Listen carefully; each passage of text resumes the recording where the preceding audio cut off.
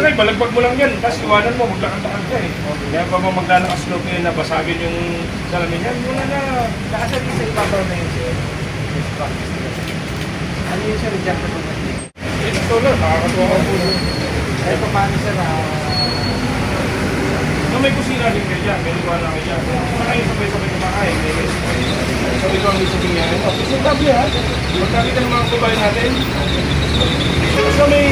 Basta gawin niyo kung may mga babae natin, galit man yan o hindi, paupuin nyo, kumalma, nabutin niyo tubig. Kung na-impress yan sa'yo, happy niyo, mabait ng pulis niyo. Kaya nagpagtrato mo sa kanya pagdating, kung palang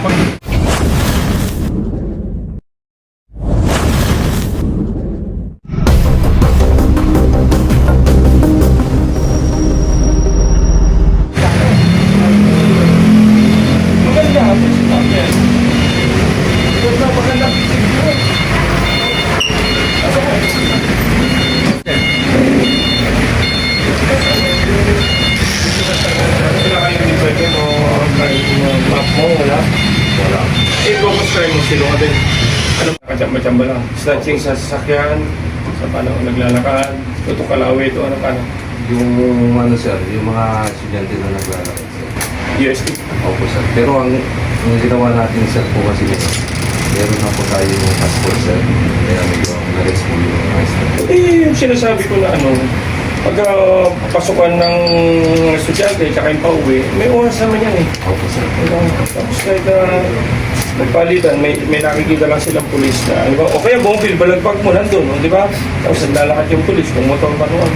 Hindi naman kayo laging nakababal sa init eh. Di ba? Silong-silong muna, di ba? Opo sir. Kaya malaking tulong po yung ano sir, yung mga barangay. Pagkaya yung sir, yung mga school, yung mga help po tayo kasama. Pero huwag niyong iya sa lahat sa barangay. Opo sir. Halimbawa, may pulis o may apat na force multiplier. Mga gano'n, di ba? Nandun saan din ba? Alam mo naman yung mga kababayan natin, di ba? Yung may makasamang pulis yung mga yan, talaga namang lalo silang sisipag, di ba? Hindi maganda. Hindi naman tatamaan ng istasyon nun eh. Para lang, siyempre mga kababayan kasi natin, pagka nakita na kapartner police, si Sarge, kasama ko yung nagpapatrolya, di ba? Gano'n yun, di ba? So proud sila at saka talagang nagpa-participate sila. Kasama ko Sarge, di ba? Mabigyan mo ng ID lang ba na ano din, di ba?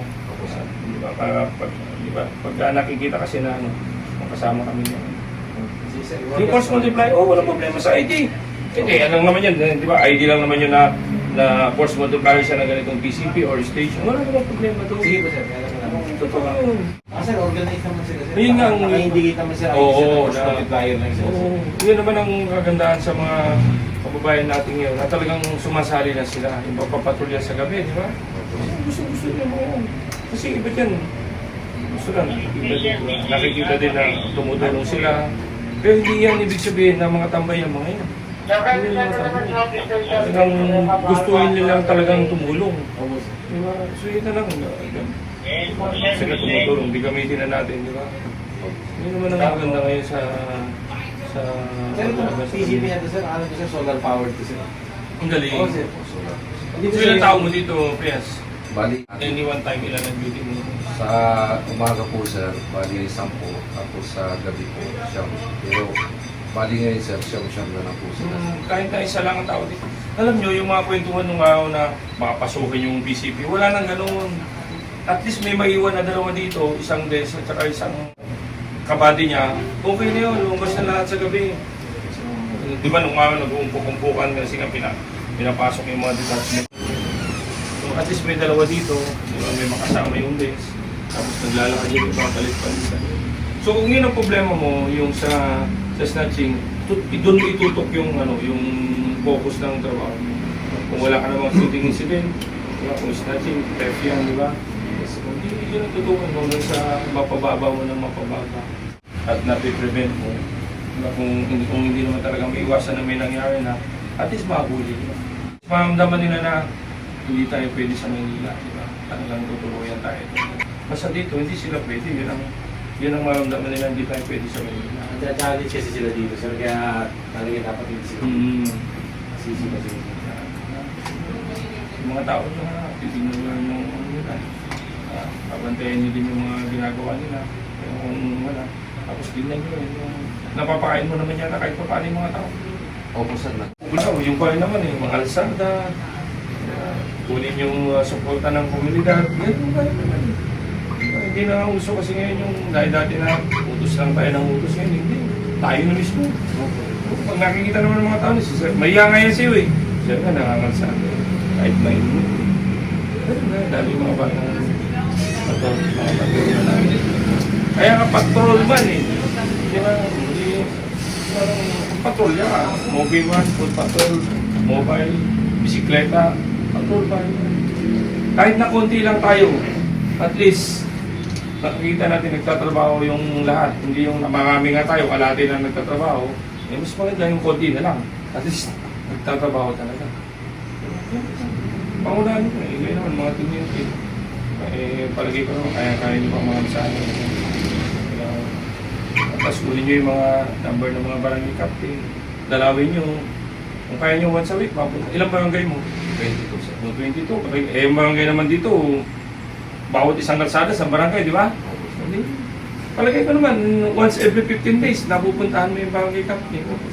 Kaya na rin po kami sir, may... Ugnayan. O yun, Ugnayan. may ugnayan nga next week dun sa distrito na ganito. Sabi ko, sama nyo ako. Tapos makausap natin lahat yung barangay captain. Kung nakikipag-usap kayo sa mga tao, sabihin nyo na ang inyong Manila Police, para kasama ka. Hindi yung paglaban sa krimen, atin natin lang. Kulang tayo sa pers. At maganda kasi ngayon yung mga kababayan natin na talagang willing silang tumulong. Diba? Dati kasi hindi siya yung natatakot dati na aangasan ng pulis. Ngayon hindi na. Kita mo, pag makikita mo yung mga kababayan natin na minsan tumatambay sa estasyon, yung mga force multiplier, o sila lang mismo. Sila yung makasama lang nila, may kasama lang sila na uniform. Importante open yung line of communication nyo sa mga kababayan natin, mapa-personal man o telepono. Telepono mabilis kasi. Let us work hard, let us also work smart. Dapat smart policing. Tapos sabayan mo na ng lakad o legwork. Yan naman. Pag mainit, kaya niya, di ba? Alam niyo naman kung anong oras, anong araw magiging nangyayari ang krimen. Sabi mo, mga estudyante, so kailan nangyayari yun? Yung rush hour, yung 6 to 9. Tsaka yung 6 to 9 ng gabi yung uwian. May pattern din naman yan eh. Pero yan naman kasi yung mga snatcher, hindi naman yan pupunta doon nang walang mga estudyante na nagpapasukan eh. So sasabayan nyo din sila, di ba? Ganun lang. PCR. Bawal ang bawal ang supladong pulis ha. Kasi minsan diyan tayo nadadami, di ba? Bastos, minsan sabihin, sinupladuhan ng salbit na pogi. Bastos naman ng mga pulis tayo. Kaya na naman, dami-dami na naman tayo. Pulis na po. Yes sir. Ha? Ano, lakang ka ba? Lateral po sir. Anong months? 23 sir. Malapit ka na naman po. Yes sir. Paano siya? Promote mo ka na. Second. Basta lahat ng gagawa mo bilang PCP commander, din yun. Di ba, lagi yung sinasabi, gawin nyo na lahat ng magagawa nyo sa rango na at posisyon na hinangawakan. Hindi nyo na yan mababalikan. Pag nag-station commander ka na, di ka na mag-PCP yung commander, di ba? Yes. O di lalo na kung maging district director ka, hindi ka na pwede mag-PCP commander. Pero pwede mo sabihin sa sarili mo na, kung PCP commander ako, ganito ginawa ko. Pwede mo yung sabihin sa mga bagong tingin. Diba? Kasi hindi mo na mabalikan. Gusto mo mag-PCP commander, hindi pwede kasi district director ka na eh.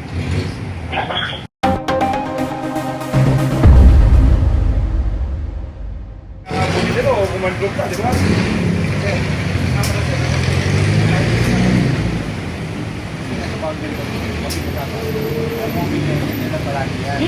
Okay lang yun. Pag nakikita may movement na yan eh. Isa kayo, balagpag mo lang yan. Tapos iwanan mo, maglakad-lakad ka eh. Kaya pa mo maglalakas-log ngayon na. Nakasal isa yung pabaw na yun sir. Ano yun sir, rejected po. Itong araw, supladong pulis. Bawal yung supladong pulis. Dapat ngayon, Sir, kamusta po ang pagsipat mo dito sir sa Blumentritt? Yung nabanggit ng PCP Commander, may mga isolated case ng snatching. Aba. O, ang sabi ko sa kanila, tutukan nila yon. May mga oras naman, may schedule naman din yung mga snatcher, yung labas-pasok ng estudyante.